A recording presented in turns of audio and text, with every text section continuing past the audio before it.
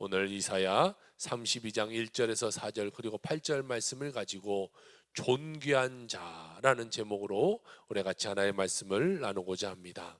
우리는 예수 믿는 순간 우리에게 놀라운 일이 일어나게 됩니다. 우리의 신분이 완전히 바뀌어버리는 거예요. 우리가 마귀의 노예로 살던 우리가 하나님의 자녀로 삶이 바뀌는 거예요. 그런데 우리가 신분이 바뀌었는데 신분에 맞지 않는 삶을 살아가는 자들이 있다는 것이, 종되었던 모습에서 하나님의 자녀의 모습으로 바뀌었는데 계속해서 삶이 옛 모습에 멈춰 있어요. 종되었던 모습에 멈춰 있어요. 죄 가운데 있는 모습에 멈춰 있는 사람들이 아직도 있다는 것이, 그러니까 우리 삶 가운데요 계속해서 문제가 다가오는 거예요. 계속해서 어려움이 다가오는 거예요. 왜? 옛 모습으로 있으니까, 하나님의 존귀한 자의 모습으로 변했는데도 옛 모습으로 있으니까 계속해서 어려움이, 계속해서 악하고 더러운 것들이 우리를 장악하고 우리 삶 가운데 넘어뜨리는 삶을 살아가고 있다는 것이, 성경은 분명히 우리에게 말씀하고 있습니다. 이전 것은 지나갔으니 보라 새 것이 되었도다. 여러분, 우리의 과거적인 모습은 다 지나갔어요. 다 끝났어요. 주의 말씀이 하듯이 옛날에 머물러 있기 때문에 우리는 계속해서 상처투성이의 삶을 살아가는 것이, 우리는 주님 안에 새롭게 변화받는 축복된 자녀가 되었다라는 것을 우리는 잊지 말아야 될 것이, 존귀한 자녀의 신분을 하나님 우리에게 주셨다라는 것을 우리가 잊지 않고 인생을 살아가는 자들이 되어야 되는 것이, 우리는 하나님의 자녀가 되었어요. 하나님이 우리의 아버지 되셔서 우리를 다스리고 보호하여 주시게 된다라는 사실을 우리가 늘 기억하면서 인생을 살아가야 되는 것이, 오늘 본문 말씀에 비춰서 첫 번째 우리가 살펴볼 말씀은 예수님은 의의 왕 되시는 예수 그리스도다라는 것이, 오늘 본문 1절의 말씀을 봅시다. 보라 장차 한 왕이 공의로 통치할 것이요 방백들이 정의로 다스릴 것이다 라고 말하고 있어요. 한 왕이 우리에게 나타나는데 그 왕이 바로 우리를 의로 다스리는 왕 되신다라는 것이, 예수 믿고 난 다음에 예수님이 나에게 의의 왕으로 오셨어요. 그리고 내 삶에 죄악에 물든 것을 몰아내버리고 내 삶에 주님의 의가 임하도록 만들어주셨다는 거예요. 우리는 죄 가운데 살았는데 이제는 하나님의 자녀의 신분을 받아서 의의 자녀의 모습으로 살아간다는 거예요. 그러니까 죄를 버려버리고 하나님의 의를 받는 자의 삶으로 살아가야 되는 것이, 우리가 이것을 깨닫는 순간 철저하게 우리의 어둠의 그림자를 이제 내쫓아버려야 돼요. 옛 모습은요 내쫓아버려야 돼요. 옛날에 죄악 가운데 살았던 그 모습은 쫓아버리고 나는 하나님의 의로운 자, 나는 하나님의 축복받는 자, 나는 하나님의 자녀다, 이 모습으로 우리가 인생을 살아가는 자가 되어야 돼요. 계속해서 옛 모습에요 악한 모습에 절절절절절 매는 그런 삶으로 살아갈 필요가 없다는 것이, 하나님 우리 은혜 주셨어요. 하나님의 그 은혜를 주시려고 2000년 전 우리 가운데 인간의 모습을 입고 우리에게 오셨다라는 것이, 주님은 우리에게 평화의 왕, 그리고 사랑의 왕, 그리고 은혜에 넘치는 삶을 더하여 주시기 위해서 우리에게 이 땅 가운데 오시게 되신 것이죠. 이사야 선지자가 오늘 이 예언하고 있는 것이 언제냐? 아하스 왕 때예요. 아하스 왕은 남유다의 12번째 왕입니다. 이 아하스 왕은요 이 악한 왕이었어요. 이 북왕국 이스라엘은요 계속해서 악한 왕이 있었고, 남유다에는 간헐적으로 좋은 왕이 있었는데 이 아하스 왕은요 악한 왕이었어요. 우상 숭배하고 악한 더러운 것들, 타락한 것들 다 갖고 들어오는 그런 삶을 살았어요. 또한 바알 신상을 만들고요, 거기에 바알 신상에는 자식을 제물로 드리는 그러한 제사를 드리는 것을 허용해서 막 그런 악한 일을 행해요. 그래서 하나님이 그를 심판하셔서 북이스라엘이 쳐들어왔을 때에 그들과 북이스라엘이 싸우는데요 하나님이 도와주지 않으니까 하루에 12만 명이라는 군사가 죽어버려요. 그리고 20만 명이라는 사람이 포로로 끌려가 버려요. 그러니까 32만 명이 하루아침에 없어져 버린 거예요. 그럼에도 불구하고 그는 하나님께 도움을 구해야죠. 아, 내가 잘못 살았구나. 내가 바알을 믿고 내가 잘못된 삶을 살았더니 하나님이 벌 주셨다는 걸 빨리 깨닫고 하나님께 나가서 기도했다라면 그의 삶이 달라졌을 텐데, 그는 하나님께 매달리지 않고 어디로 갔냐? 아수르 강대국으로 갔어요. 아수르 강대국, 당신들이 우리를 좀 도와주세요. 그래서 북왕국이 몰려오고 다른 나라가 우리를 쳐들어올 때 우리를 좀 도와주세요. 그런데요, 아수르가 그들 도와주지 않아요. 남몰라라예요. 오히려 유다를 더 위협하고 더욱더 강압적으로 나와요. 그러자 남유다는요, 완전히 이제는 고립되어 버려요. 누가 도와주지 않는 거예요. 그때에 이사야가 오늘 본문 말씀을 하고 있는 거예요. 한 왕이 나타나서 공의로 다스릴 것이다. 이 왕은 누굴 말하냐? 장차 올 이 아하스 왕의 아들 13번째 왕 르호보암 왕을 이야기하는 것이고, 더 나아가서는 장차 우리에게 오실 메시아 그리스도를 말하고 있는 것이, 이 아들 히스기야 왕이 큰 개혁 운동을 일으켜요. 그리고 그 유다 백성의 신앙을 회복시키는데 성전을 깨끗하게 하고 모든 우상을 다 부셔버리고 대대적으로 유월절을 지켜요. 이스라엘 백성이 하나님께 다 나와서 예배드리도록 만들었던 왕이 바로 13번째 왕 히스기야 왕이라는 거예요. 그러니까 잘못된 그 모습을 다 청산해버렸던 왕이 바로 이 히스기야 왕인데, 그는 하나님을 의지했어요. 오직 하나님만 바라보고 하나님의 뜻을 구하는 그런 삶을 살았어요. 히스기야 왕의 눈에 보이는 아수르도 애굽도 그는 의지하지 않았어요. 강대국이 우리에게 힘을 주는 것이 아니다, 강대국이 우리를 도와주는 것이 아니라 오직 하나님이 우리를 도와주신 것이다라는 것을 믿고 그는요, 하나님께만 의지했어요. 그 결과 어떻게 했냐? 하나님이 이 히스기야 왕과 함께 하시는 거예요. 기도하는 자니까.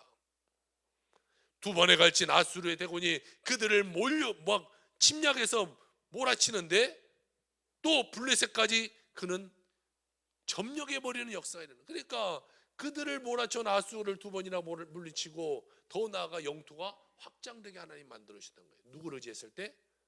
하나님을 의지했을 때. 강대국을 의지하는 것이 아니에요. 힘 있는 자를 의지하는 것이 아니에요. 돈 있는 자를 의지하는 것이 아니에요. 우리의 삶은 오직 하나님을 의지하는 삶을 살아가야 돼요. 그때에 하나님이 우리의 삶 가운데 지경을 넓혀주게 된다는 것이, 우리의 모든 삶을 축복하게 이루어준다는 것이죠. 근데요, 문제는 언제냐? 그 다음이 문제예요. 축복받은 그 다음이 문제예요. 하나님의 은혜 받은 그 다음이 문제예요. 우리는요, 늘 잘 될 때 조심해야 돼요. 뭔가 우리 삶 가운데 축복이 임했을 때 그때 조심해야 돼요. 그때 우리 삶을 제대로 살지 못하면요, 나락으로 떨어져 버리게 되는 것이. 하나님이 복 줘서 이 유다의 축복이 임했잖아요. 이웃 강대국 바벨론의 사신이 그때 이 나라를 왔어요. 그러니까 이 히스기야 왕이요, 막 기분이 좋았어요.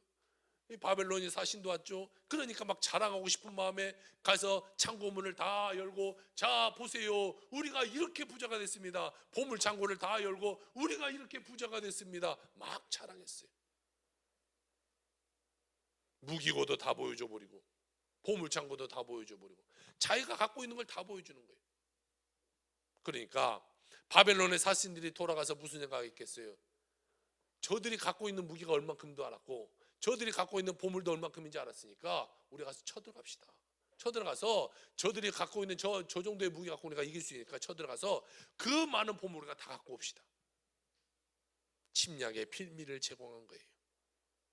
히스기야 왕이 자기가 부귀영화 누린 것을 자랑할 것이 아니라 오직 하나님의 은혜를 자랑해야 돼요. 하나님이 우리의 축복을 주셔서 우리가 이렇게 잘 됐습니다. 하나님을 찬양했어야 되죠. 그런데 자기 것을 자랑하자 도리어 침략당하는 그런 역사를 이루게 되는 것이죠. 우리는 늘 성경의 교훈을 마음에 새기고 잘 될 때나 또 안 될 때나 오직 주님을 의지하고 믿고 바라보고 나아가는 주님의 귀한 백성 되어야 될 줄로 믿습니다. 오직 하나님만 바라봐야 돼요. 다른 거 바라봐서 안 돼요. 세상에 불의가 가득해서 억울한 사람도 많고요, 상처 입은 사람도 많아요. 우리가 그들에게 나아가서 오늘 이곳에 말씀하고 있는 그 공의의 하나님 우리가 전할 수 있는 자가 돼야 돼요. 예수님의 그의 삶 가운데 함께 하시면 모든 불의를 극복하고 주님의 은혜 가운데 승리의 삶을 살아갈 수 있게 되는 것이. 여러분 삶 가운데 어려움이 있고 문제가 있어요? 답답함이 있습니까? 그때 뭐 해야 돼요? 기도해야 돼요. 다른 거 찾아가는 것이 아니에요. 사람 찾아다니는 것이 아니에요. 내가 물질이 없다고 물질 있는 사람 찾아다니는 것이 아니에요. 다른 것에 내가 조아리는 것이 아니라 오직 하나님께 내 삶을 맡길 때에, 하나님을 의지했을 때에 그 삶 가운데 놀라운 축복이 일어나게 되게 된다는 사실을 여러분 기억하시길 주 여러분으로 부탁을 드립니다. 우리 삶 가운데 다가왔던 저주, 절망, 문제, 어려움, 아픔, 이 모든 것을 주님이 다 건져내시고 우리의 삶을 평탄의 대로로 걸어가시게 만들어 주시게 될 것입니다. 오늘 두 번째로 성경이 말하고 있는 것은요, 하나님은 어떤 분이냐? 보호자 되신다는 거예요. 보호자 되신 주님에 대해서 말씀하고 있어요. 공의의 왕 되신 주님은 더 나아가서 우리에게 보호자 되어 주신다는 것이죠. 이사야 32장 2절입니다. 또 그 사람은 광풍을 피하는 곳, 폭우를 가리는 곳 같을 것이며 마른 땅의 냇물 같을 것이며 곤비한 땅의 큰 바위 그늘 같을 것이다 라고 말하고 있어요. 여러분, 예수님만이 진정한 우리의 보호자 되신다는 거예요. 때로는 인생의 폭우가 닥쳐와요. 우리가 절망의 자리에 앉게 돼요. 아픔이 찾아와요. 그때 주님 우리에게 보호자 되신다는 거예요. 이 보호자라는 말은 언제 했어요? 늘 보호자는 나와 함께 있어요. 그러나 그 보호자와 함께 있을 때는 그가 보호자인 것을 잘 몰라요. 그런데 여러분 보세요. 아프거나 문제가 일어나거나 뭐 그럴 때, 병원에 갔을 때 보호자 어디 있어요? 이때 찾아요. 그러면 그때 이 사람을 보호자라 이렇게 말해요. 그 보호자가 그때 없으면요, 수술도 하지 못하고 아무것도 하지 못해요. 보호자는 내가 어렵고 힘들 때 필요한 게 보호자예요. 마치 주님이 우리와 늘 함께 있어요. 그런데 우리는 깨닫지 못해. 주님이 늘 동행하고 계시는데 주님이 나에게 은혜 주신 줄 몰라.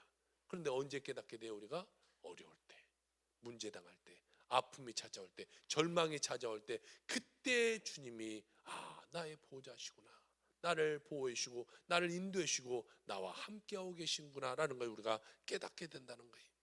세상에 여러분 문제 없는 사람이 누가 있겠어요? 다 크고 작은 문제가 있어요. 어려움이 있어요. 절망 가운데 살아요. 그러나 기억해야 될 것은 이 세상에 그 누구도, 그 어떤 것도 우리의 삶을 완전히 해결할 수 있는 삶이 없다는 것이. 오직 우리의 삶을 해결할 수 있는 분은 예수 그리스도 한 분밖에 없다는 거예요. 오직 예수, 오직 예수, 오직 예수.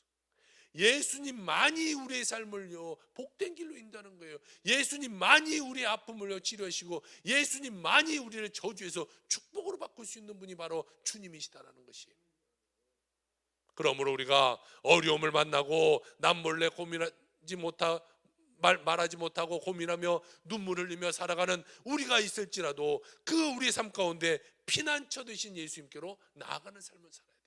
주님께 나가야 돼요. 주님께 나가서 우리의 삶을 토로하는 거예요. 주님께 내 삶을 고백하는 거예요. 주님 앞에 나와서 주님 나를 도와주세요. 간절히 기도하고 주님께 매달릴 때에 주님이 그 삶 가운데 축복하여 주시는 거예요. 그러니 여러분 어렵고 문제가 있으면요 기도하는 여러분의 삶이 되게 주여 부탁을 드립니다. 문제가 있을 때 기도하세요. 어려움이 있을 때 기도하세요. 아플 때 기도하세요. 다른 데 가서 이걸 해결하려고 하지 말고 주님께 나와서 기도하는 자가 돼야 돼요. 그럴 때 하나님이요 그의 삶을 축복해 주시게 되는 것이에요. 어떻게 이스라엘 백성이요 430년의 종살이 가운데 그 강대국 애굽을 나올 수 있었겠어요? 또한 그들의 신분은 지금 노예예요. 노예가 그 어떻게 그 나라에서 탈출할 수 있겠어요? 그 모든 것은 그들의 기도함이었어요. 430년 동안 하나님 우리를 여기서 좀 구해주세요. 우리가 너무 힘듭니다. 너무 어렵습니다. 우리를 좀 도와주세요. 기도했더니 하나님이 그 기도를 들으시고 이스라엘 백성을 그 애굽에서 출애굽시키는데요. 정말 말도 되지 않는 하나님의 역사를 이렇게 세우는 거예요. 그들을 다 끌어나왔는데 그들 앞에 지금 홍해가 막혀 있어요. 또한 그 뒤에서는요 애국 군대가 막 그들을 쫓아왔어요. 진퇴양난이에요. 어떻게 할 수 없는 그때에 정말 하나님이 너무 멋진 것 같아요. 듣지도 보지도 못한 그 일을 하나님이 펼치신데요, 바다를 갈라버려요. 바다를. 그리고 이스라엘 백성을 다 그래 넘겨줍니다. 그리고 쫓아왔던 애국 군대가 그 갈라진 물을 지나올 때 하나님이 물을 합쳐서 다 수장시켜버리는 거예요. 하나님은요, 못하신 일이 없어요. 바다를 갈라서까지도 하나님은 하나님의 백성을 도와주시는 거예요. 그런데 여러분, 하나님이 무엇을 여러분 삶 가운데 못 도와주시겠어요? 여러분의 어려움을 하나님이 무엇을 못 도와주시겠어요? 물질의 문제예요? 아픔의 문제예요? 자녀의 문제예요? 어떤 것을 하나님이 안 들으시겠어요? 기도하는 자에게는 하나님은 반드시 응답하여 주신다는 사실을 기억하고 늘 기도에 매진하는 여러분의 삶이 되기를 주의 이름으로 축복합니다. 우리가 주님 바라보지 않고요, 내 자신 바라보니까 문제가 일어나는 거예요. 내 뜻대로 하려고 하니까 문제가 일어나는 거예요. 내 생각대로 내 경험대로 하려고 하니까 문제가 일어나는 거예요. 어려움이 찾아오면 기도해야 돼요. 어려움이 찾아오면 하나님께 여쭤야 돼요. 그리고 내 생각이 아니라 온전히 하나님의 뜻 가운데 내가 행동했을 때에 하나님 우리 삶 가운데 축복을 주시는 거예요. 내 생각이 거기 겹쳐 들어가면 안 돼요. 하나님과 동행하는데요, 내 생각에는 이것이 빠져야 돼요. 내 생각에는 내 힘 빼고 하나님의 힘을 내가 의지해서 나아가는 자가 됐을 때 하나님 우리 삶을 축복해 주시게 되는 것이죠. 비록 우리의 눈은요, 딱 주님께 고정하고 주님만 바라보고 주님께 향해 나아가는 여러분 되시길 주의 이름으로 축복합니다. 우리 한평생 주님만 바라보자고요.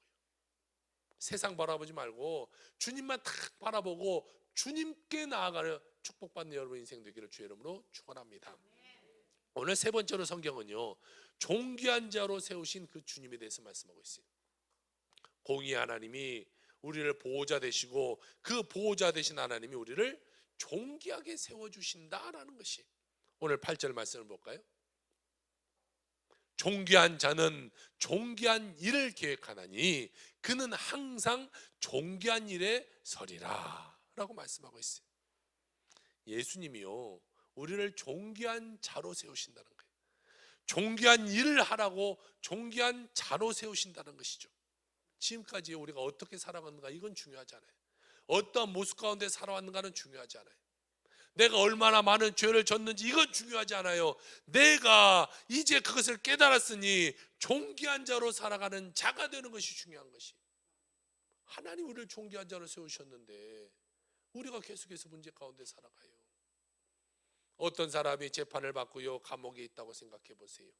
수십 년을 감옥에 살았는데 그 사람이 재심을 신청해서 판사가 당신은 이제 죄 없습니다 쾅쾅쾅 하고 해줬다면 그 사람이 이제는요, 감옥에서 살 필요가 없잖아요.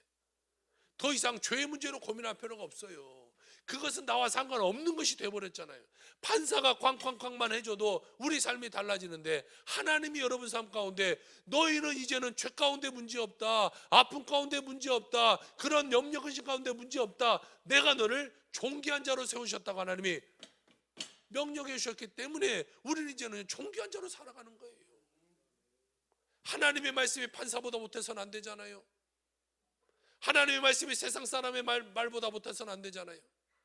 하나님을 존귀한 자로 여겨주셨으면 이제는 그래 나는 존귀한 자야, 옛날 일은 나와 상관없어, 믿음으로 나아갈 줄 아는 자가 되어야 되는 것이죠. 세상 사람들이 나를 인정하지 않는다고 해도 상관없어요. 그것에서 내가 낙심하고 나를 물고 뜯고 상처를 준다고 해도 상관없어요. 주님이 나를 귀하게 보시면 되는 거 아니겠어요? 하나님이 나를 존귀한 자로 보시면 되는 거 아니겠어요? 그러면 끝나버리는 거예요. 사람들이 이 사람이 다 죄인이라고 말할 때 판사한 사람은 당신은 죄 없습니다라고 판결을 주면 끝나는 것처럼 세상 사람이 손가락질하는 것이 중요한 것이 아니라 하나님이 나를 의로운 자로 세워주는 것, 이것이 중요하다는 것이. 우리는 이것을 믿고요, 존귀한 자로 살아가면 되는 거예요. 이제는 요셉이 17년 17살을 살 때에 형들의 모함으로 그가 이제 노예로 팔려가게 돼요. 그리고 그가 가서 몇 년을 사냐, 13년이라는 시간은요 계속해서 더 안 좋은 일이 일어나게 돼요. 모함을 받고 감옥에 가고 감옥에서의 삶을 살아가요. 긴 세월 그는 끝을 알 수 없는 생활을 해요. 일반적인 감옥이라면 당신은 몇 년형 하고 끝날 텐데, 지금 여기 감옥은요, 이 왕의 뜰에 있는 감옥이에요. 여기는 왕이 잡아다 넣은 그런 사람들이, 그리고 왕이 너는 이제 그만해도 돼 라고 말해야만이 나올 수 있는 그런 감옥이에요. 그런데 왕이 지금 이 요셉을 알아요? 몰라요. 보디발 장군이 갖다 가뒀으니까 이제 거기서 나오려면 왕의 명령만이 있어야 되는데, 왕이 그를 알지 못하니까 이는 평생 거기서 죽을 수밖에 없는 인생이 된 거예요. 그런데요, 그는 그 어려움 가운데도 꿈을 잃지 않았어요. 하나님이 나와 함께 하신다, 하나님이 나를 도와주신다, 하나님이 나를 형통케 하신다. 계속해서 안 좋은데, 어떻게 보면 거기서 평생 썩어야 될, 정말 죽을 수밖에 없는 그 영혼인데, 그는 거기서도 꿈을 가져요. 끝내야 그가 꿈을 잃지 않으니까 하나님이 그를 형통케 하시고요, 13년이 지난 후 하나님이 그를 높이 올리셔서 애굽 총리 대신의 자리까지 하나님이 하루아침에 그냥 끌어올려 버리는 거예요. 그를 존귀한 자로, 그의 남은 인생 하나님의 쓰임받는 인생으로 하나님이 살게 하셨다라는 것이, 여러분, 우리는요 믿음의 사람이 돼야 돼. 꿈꾸는 사람이 돼야 돼. 존귀한 사람으로 살아가는 사람이 돼야 돼. 예수 그리스도 믿고 그 하나님만 의지하고 우리가 존귀한 자로 삶을 살아가면요, 하나님은 반드시 우리를 존귀한 자로 세워주신다는 것이. 이 강영우라는 박사님에 대해서 말씀을 전하고 오늘 말씀을 마치려고 그래요. 이 강영우 박사님은 어린 시절 아주 독실한 기독교 집안에서 태어납니다. 부모의 사랑을 많이 받는 이 큰아들로서 태어나요. 아버지는 이 돛담배를 몇 척이나 갖고 있는, 그리고 그것을 운영하고 있는 이 운수업을 하고 있었어요. 그런데 이 부자였던 이 집안에 6.25가 터지면서 이 돛담배가 다 불에 타버렸어요. 6.25가 끝나고 이들이 이제 서울로 이사를 옵니다. 그리고 서울에 와서 1년이 채 되지 않는 시간 가운데 이 아버지가 돌아가시게 돼요.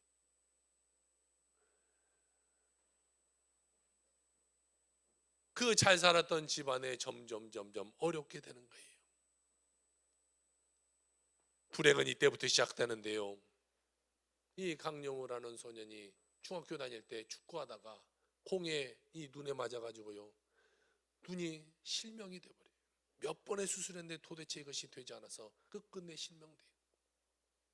큰아들이 이런 갑자기 하루아침에 장님이 되니까 엄마가 충격을 받았어요. 뇌졸중으로 쓰러져서 엄마가 하루아침에 그냥 돌아가세요.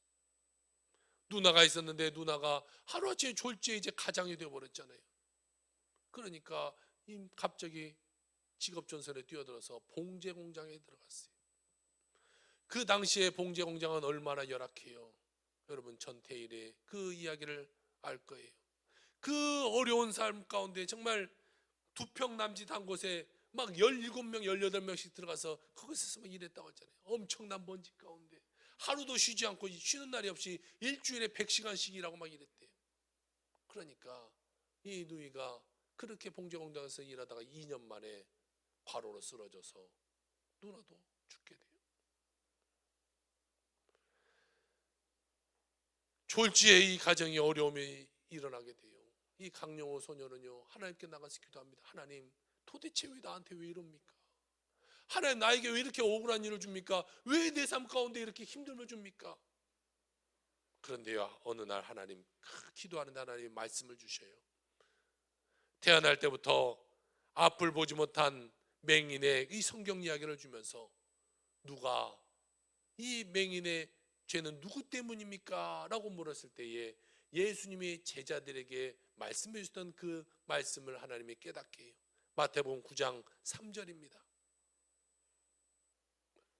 요한복음 9장 3절입니다. 예수께서 대답하시되 이 사람이나 그 부모의 죄로 인한 것이 아니라 그에게서 하나님이 하시는 일을 나타내고자 하심이라 라는 그 말씀을 들으면서 그가 깨닫게 돼요.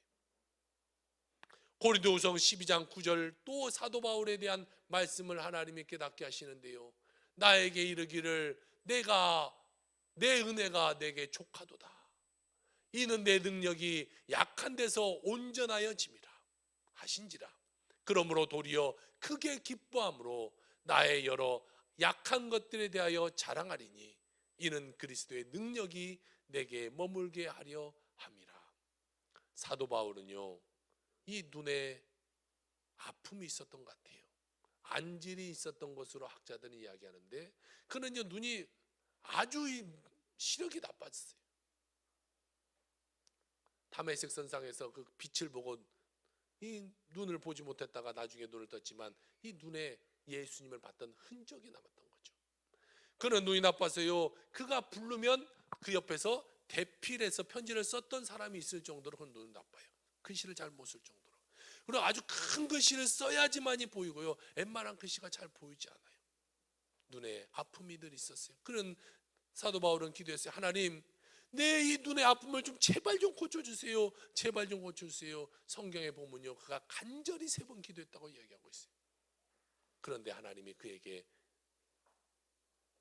네 약한 모습이 있어야 내가 너에게 더 강하게 역사한다. 너의 아픔은 그걸로 족하다. 이것을 말씀하는 거예요.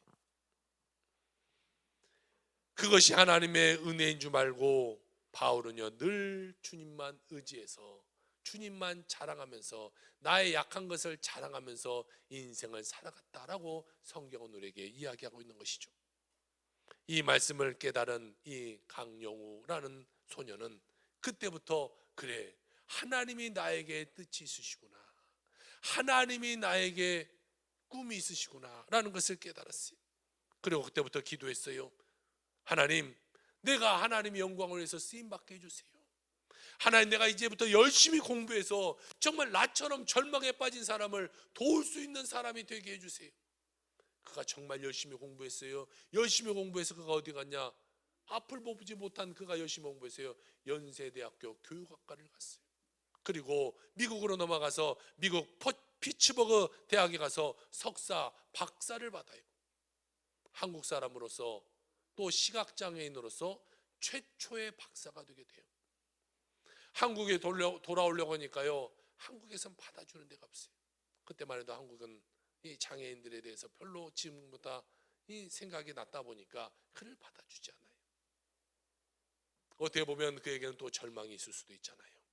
그런데 하나님께서 그에게 미국의 문을 열어주시게 되는데, 미국에서 대학에 강의하고 그리고 부시 대통령 시절에 2001년부터 2009년까지 사성 장군의 군하는, 그러니까 포스타의 계급이 주어질 만한 그런 그의 준하는 미국 백악관 국가장애인 정책 차관보 자리에 올라가게 돼요.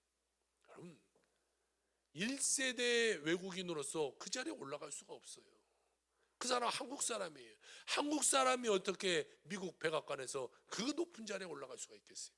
그것도 장애인이 말이죠. 또한 모든 장애인 정책을 그가 백악관에서 세우고 UN 세계 장애인위원회 부위원장 겸 루즈벨트 대잔의 고문을 지내면서 세계 장애인 복지에 항상 헌신하면 그런 일꾼이 됐어요. 그는요, 내가 눈뜨지 못함이 더욱더 하나님께 축복이었다, 내 뜻대로 되지 않았음이 하나님의 축복이었다라는 것을 말하면서 그는 이런 고백을 하게 돼요. 하나님께서 제 기도에 노로 응답하여서 지금 축복을 주셨습니다. 우리는 하나님의 기도에 노라고 응답하시면 내 기도는 왜 안 들어주시나 생각하고 원망합니다. 하지만 예스만 하나님의 응답인 줄 알았는데 노가 먼 훗날 좋은 결과로 돌아왔습니다 라고 말하고 있어요.